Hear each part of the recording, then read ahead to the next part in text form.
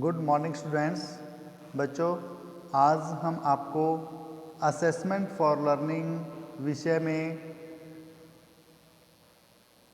Observation tool के बारे में करवाएंगे। ऑब्जर्वेशन टूल आपकी असेसमेंट फॉर लर्निंग के 3rd यूनिट का 2nd टॉपिक है, meaning and constructions of process oriented tools, that is observation, rating scale, checklist इत्यादि। इसमें बच्चों आज हम ऑब्जर्वेशन पर बात करेंगे। ये विद्यार्थियों को नापने का एक टूल है। ये सारे टूल्स इवैल्यूएशन पर आधारित हैं क्योंकि इनके माध्यम से ही हम विद्यार्थियों का अवलोकन करते हैं, विद्यार्थियों को रेटिंग करते हैं, विद्यार्थी किस दिशा में कितने उद्देश्य प्राप्त कर रहे हैं, इन सब की जानकारी हमें इन टूल्स के माध्यम से ही मिलती है। ये सब मूल्यांकन के टूल एक अध्यापक की पहुंच में होने चाहिए। एक अध्यापक को इन सभी टूल्स की जानकारी होनी चाहिए। आज हम meaning, nature, types, merit, demerits आदि ऑब्जर्वेशन टूल्स के करेंगे क्योंकि ऑब्जर्वेशन करना मतलब देखना, ऑब्जर्व करना। ऑब्जर्व करना इसका हिंदी रूपांतरण है अवलोकन करना। अवलोकन से भाव है किसी भी चीज को देखना, अवलोकित करना। यहाँ पर एक अध्यापक विद्यार्थियों की हर क्रिया पर नजर रखता है, उसको देखता है, उसे हम अवलोकन कहते हैं। अवलोकन से हमारा भाव है कि कोई भी विषय वस्तु के प्रत्यक्ष रूप से दृष्टिगत होने की विधि। इसी आधार पर अवलोकन के द्वारा जो किसी भी सामग्री को संकलित किया जाता है उसकी पूर्ण रूप से विवेचना करना, उसकी व्याख्या करना, उसको प्रस्तुत करना।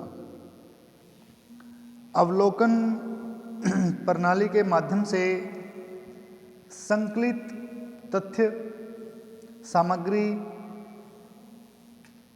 सदैव ही सामाजिक अनुसंधान के काम आती है, सदा ही सामाजिक अनुसंधान को स्वस्थ और सबल बनाती है। इस पद्धति में प्राप्त तथ्यों और सामग्री के लिए ये ऑब्जर्वेशन व्यवस्थित पद्धति मानी जा सकती है। इस पद्धति को तथ्यपूर्ण सामग्री के लिए व्यवस्थित पद्धति मानते हुए विभिन्न विद्वानों ने अपने अपने मत प्रस्तुत किए हैं।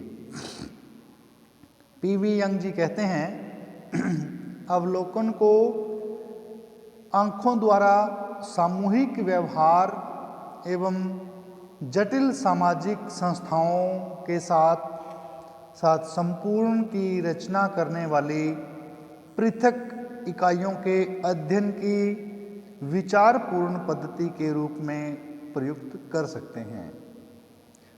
ऐसे ही अनेक और विद्वानों ने अपने अपने मतानुसार परिभाषाएं दी हैं जिसमें ऑब्जर्वेशन को परिभाषित करते हुए पीवी यंग जी लिखते हैं, अवलोकन को नेत्रों द्वारा सामूहिक व्यवहार तथा जटिल शैक्षिक संस्थाओं के साथ साथ संपूर्णता की रचना करने वाली अलग इकाइयों के अध्ययन की विचारपूर्ण पद्धति के रूप में प्रयुक्त किया जा सकता है। इसके बाद गुड एंड हैट जी अपनी परिभाषाओं में लिखते हैं, विज्ञान का आरंभ अवलोकन से होता है तथा इसकी पुष्टि के लिए भी अवलोकन में ही लौटना पड़ता है। प्रोफेसर सीए मोजर अपनी परिभाषा में लिखते हैं,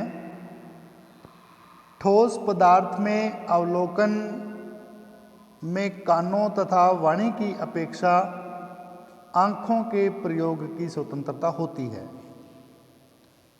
इस प्रकार उपरोक्त परिभाषाओं से स्पष्ट हो जाता है कि एक अवलोकन विधि प्राथमिक सामग्री के संग्रहण की ही प्रत्यक्ष विधि है।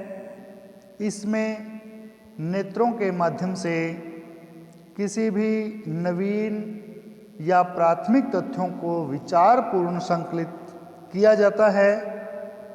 इसके साथ ही इसमें अनुसंधानकर्ता अध्ययन के अंतर्गत आए हुए समूह के दैनिक जीवन में भाग लेते हुए अथवा उससे दूर बैठकर, यानी प्रत्यक्ष या अप्रत्यक्ष रूप से उसके सामाजिक और व्यक्तिगत व्यवहारों का अपने ज्ञान इंद्रियों के द्वारा प्रत्यक्ष निरीक्षण करके संपादित करता है। यानी एक ऐसा कार्य जिसमें एक निरीक्षणकर्ता अपने विवेक के अनुसार, अपने बुद्धि बल के अनुसार किसी भी स्थिति की जांच करता है, किसी स्थिति को देखता है, अवलोकित करता है, ऑब्जर्व करता है और फिर उसके बारे में अपने विचार प्रस्तुत करता है। इस प्रकार से ऑब्जर्वेशन से सीधा सा हमारा भाव है किसी को प्रत्यक्ष या अप्रत्यक्ष रूप में परखना, जांचना, देखना, उसका अवलोकन करना, उस विशेष समस्या या स्थिति से गुजर रहे लोगों को, विद्यार्थियों को या उस विशेष घटना को देखना और उसके बारे में अपने विचार प्रस्तुत करना, अपनी धारणाओं को आगे सुनिश्चित करना।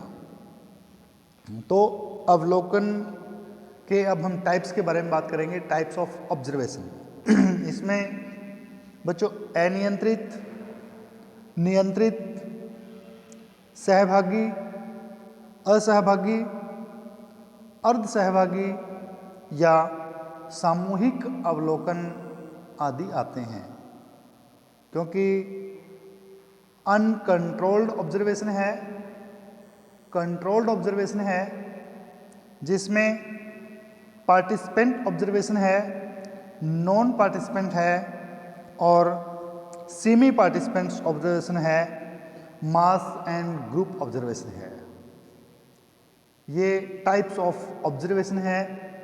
इसमें जो अनियंत्रित ऑब्जर्वेशन है, इस ऐसी स्थिति में अनुसंधानकर्ता के कंट्रोल में स्थिति नहीं रहती। यानी ऐसी सिचुएशन जिसमें जो भी ऑब्जर्वर है, जो अनुसंधान करता है, जो देखने वाला है, वो उससे बिल्कुल अलग रहता है, उसके कंट्रोल में वो स्थिति नहीं है। जो भी जिस घटना का, जिन बच्चों का, जिस भी स्थिति का वो अवलोकन कर रहा है, जिसका भी ऑब्जर्व कर रहा है, वो उसके कंट्रोल में ना होना। इसके ठीक विपरीत जो नियंत्रित अवलोकन है, उसमें पूरी की पूरी स्थिति ऑब्जर्वर के सामने रहती है, ऑब्जर्वर उसको कंट्रोल करता है, ऑब्जर्वर उसको अपने हिसाब से मौके पर देख के चेंज कर सकता है। क्योंकि साथ ही अवलोकन करने वाली जितनी घटनाएं हैं अथवा तथ्य है, उसमें पूर्ण रूप से नियंत्रण ऑब्जर्वर स्थापित करता है।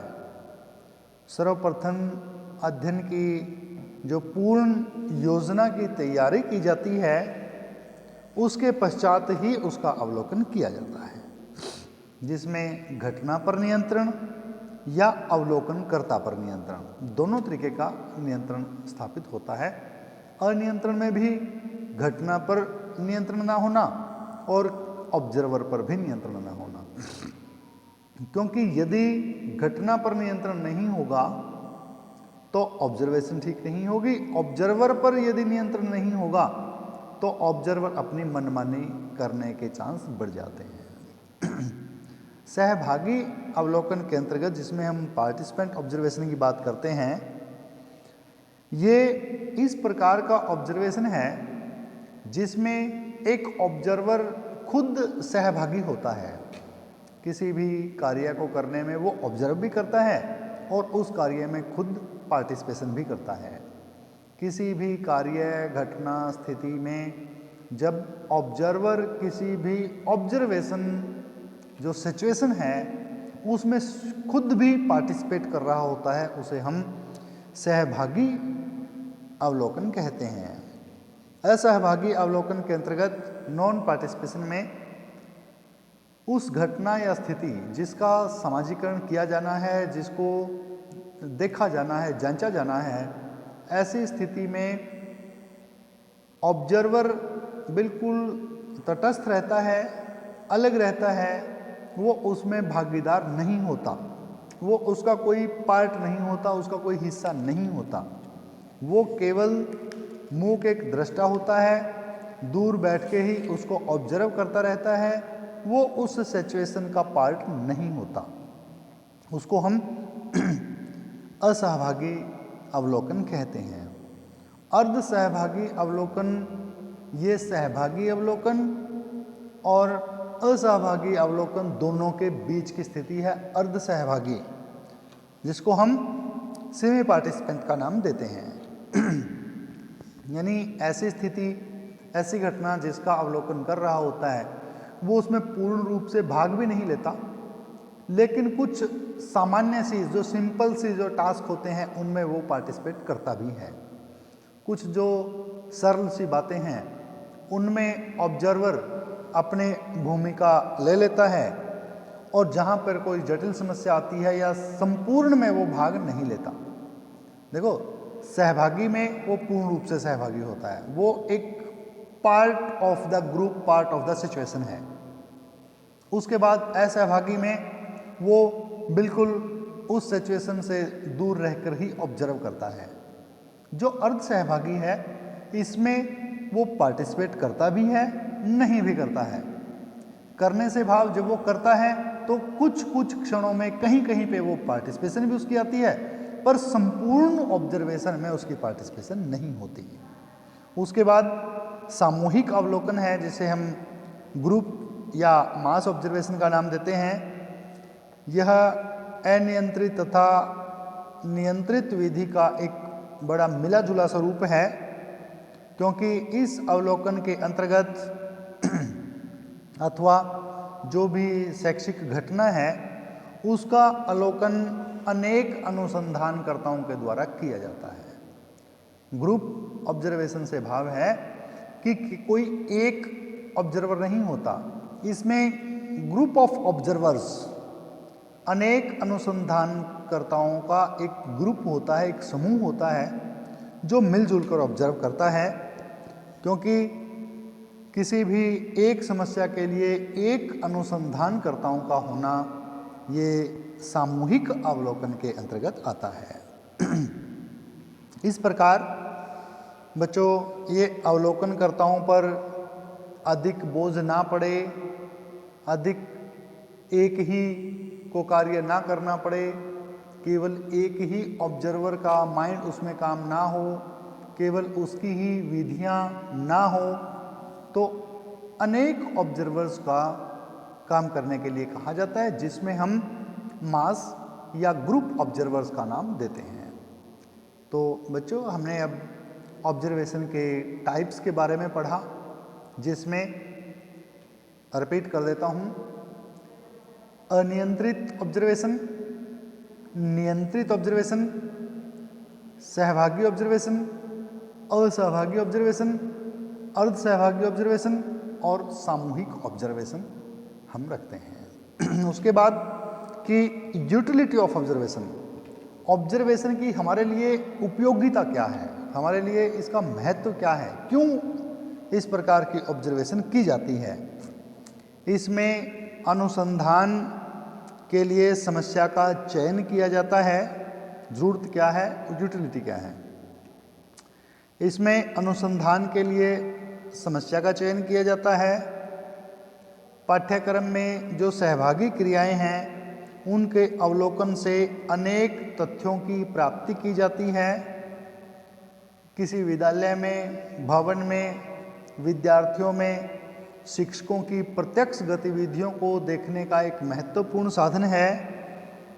इस प्रत्यक्ष पद्धति के माध्यम से ही व्यक्ति के जो विशेष गुण हैं, जिनकी गुणवत्ता को एक साथ देखा जा सकता है और उनके अंतिम जो अन्य विधियां हैं, जो अन्य विधि से भी उसको संभव नहीं किया जा सकता, ये केवल ऑब्जर्वेशन से ही संभव हो पाता है।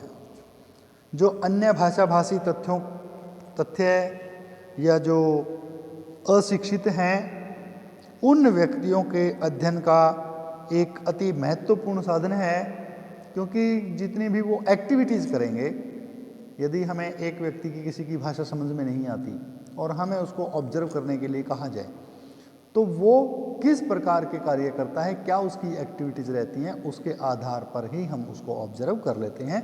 ये एक कारगर विधि है दूसरे के कार्य को जांचने की। समस्या के चयन के परिणाम और उनकी वैधता निर्धारित करने तक प्रत्येक स्तर पर इनकी उपयोगिता रहती है। किसी भी कक्षा में विद्यार्थियों का व्यवहार, समूह, उनकी स्थिति का प्रत्यक्ष ज्ञान इस पद्धति से अच्छी प्रकार से प्राप्त किया जा सकता है। ऑब्जर्वेशन एक ऐसी पद्धति है जिसके माध्यम से हम किसी भी विद्यार्थी या शिक्षक या किसी अन्य घटना या स्थिति के बारे में सही जानकारी प्राप्त कर लेते हैं। ऑब्जर्वेशन में सावधानी का महत्वपूर्ण स्थान है। ये उद्देश्यपूर्ण होती हैं, ये कुशलतापूर्वक की जानी चाहिए। व्यवस्थित अवलोकन का विशेष महत्व रहता है। शुद्ध, वैध और विश्वसनीय अवलोकन के द्वारा ही सही तथ्य और आंकड़ों तक पहुंचा जा सकता है, जो कि ऑब्जर्वेशन में सही और अपने कार्य को पूर्ण करने में सक्षम ऑब्जर्वेशन रहता है।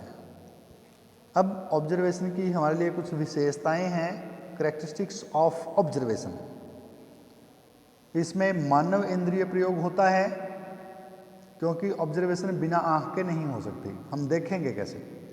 तो देखने के लिए इंद्रिय, हालांकि इसमें और भी कुछ इंद्रियों का प्रयोग होता है, जिसमें विशेष रूप से आँखों का विशेष महत्व रहता है।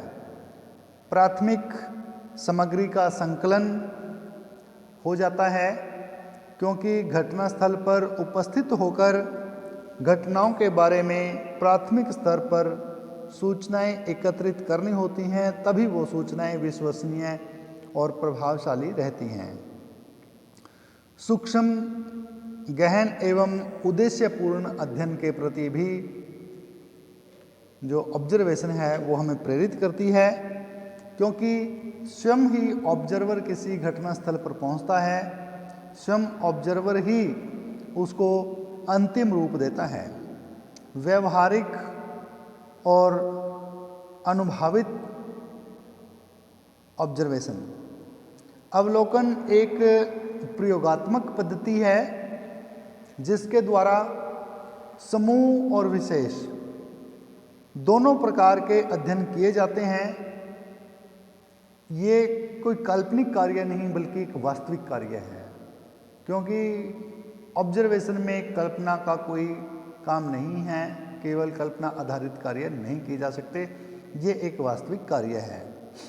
प्रत्यक्ष अध्ययन, ये प्रत्यक्ष अध्ययन है, किसी की कही सुनी बात पर नहीं जाया जाता, बल्कि इसमें तो अनुसंधानकर्ता या ऑब्जर्वर अपनी आंखों के द्वारा देख परख कर ही किसी तथ्य पर पहुंचता है, किसी निष्कर्ष का निर्णय करता है। कार्य कारण संबंधी पता लगाता है कि ये अमुक कार्य क्यों हुआ, इसके पीछे कारण क्या है, ये सब हमें ऑब्जर्वेशन के द्वारा ही पता लगता है। ऑब्जर्वेशन निष्पक्षता की ओर हमारा ध्यान दिलाती है, क्योंकि जब हम कोई चीज़ देखते हैं तो उसमें किसी की कही सुनी बातों की गुंजाइश नहीं रहती, ये पूर्ण रूप से निष्पक्ष होती है। ऑब्जर्वेशन निष्पक्ष, क्योंकि आंखों देखी बात कभी कोई झूठी नहीं हो सकती, दूसरी कोई भी बातें अलग हो सकती हैं, दूसरी हो सकती हैं, परंतु जो आंखें देखी हैं वो बिल्कुल निष्पक्ष होगी, उसमें किसी प्रकार की कोई गुंजाइश नहीं रहेगी। सामूहिक व्यवहार का अध्ययन करने के लिए हमें ऑब्जर्वेशन प्रेरित करती है। हमें ये जो घटनाएं हैं उनका सही सही निर्णय लेने के लिए विवश करती है। अवलोकनकर्ता के बुद्धि और ज्ञान का परीक्षण भी अवलोकन के माध्यम से होता है, क्योंकि जितना भी अनुसंधान करता है, जो भी ऑब्जर्वर है, उसमें कितना बुद्धिबल है, वो किस प्रकार से अपने कार्य को आगे बढ़ाता है, क्या कार्य वो करता है, इसका भी हमें ऑब्जर्वेशन के माध्यम से मिल जाता है। अब हम एक अच्छे अवलोकनकर्ता के गुणों के बारे में चर्चा करेंगे। एक अच्छा अवलोकनकर्ता बुद्धिमान होना चाहिए, उसे जो अक्षी परीक्षण है उसकी पूर्ण रूप से जानकारी होनी चाहिए, उसकी दृष्टि सही रूप से कार्य करनी चाहिए, उसकी बुद्धि सही रूप से कार्य करनी चाहिए। कठिन सामाजिक समस्याओं का ज्ञान एक अच्छे अवलोकनकर्ता को हो और विभिन्न साधनों का ज्ञान हो, विभिन्न पद्धतियों का ज्ञान, पद्धतियों की जानकारी एक अवलोकनकर्ता को होनी चाहिए। आवश्यक सूचनाओं को संकलित करने की क्षमता एक ऑब्जर्वर में होनी चाहिए। सामाजिक मनोविज्ञान का ज्ञान ऑब्जर्वर का होना चाहिए। व्यवहार कुशलता होनी चाहिए और दूरदर्शिता होनी चाहिए, क्योंकि यदि एक अच्छे ऑब्जर्वर में इस प्रकार की क्वालिटीज़ नहीं होगी, यदि उसमें बुद्धि की कमी होगी, तो वो निष्पक्ष रूप से कार्य नहीं कर पाएगा। यदि वो व्यवहार कुशल नहीं होगा तो तब भी वो अच्छी तरह से, क्योंकि जब वो खुद व्यवहार कुशल नहीं है तो वो दूसरे की बातों को ऑब्जर्व नहीं कर पाएगा, अच्छे तरीके से नहीं देख पाएगा। और यदि उसे विभिन्न साधनों का ज्ञान नहीं है, यदि उसे टूल्स के बारे में जानकारी नहीं है, तो वो तब भी एक अच्छी ऑब्जर्वेशन नहीं कर पाएगा। और विभिन्न पद्धतियों का, डिफरेंट मेथड्स की यदि उसे जानकारी नहीं होगी, तब भी वो ऐसे कार्य नहीं कर पाएगा। तो ठीक है बच्चों, आज हमने ऑब्जर्वेशन टूल्स के बारे में पढ़ा, संभवतः आपको समझ में आ गया होगा। कल हम किसी अन्य विषय पर चर्चा करेंगे। आज के लिए इतना ही, धन्यवाद।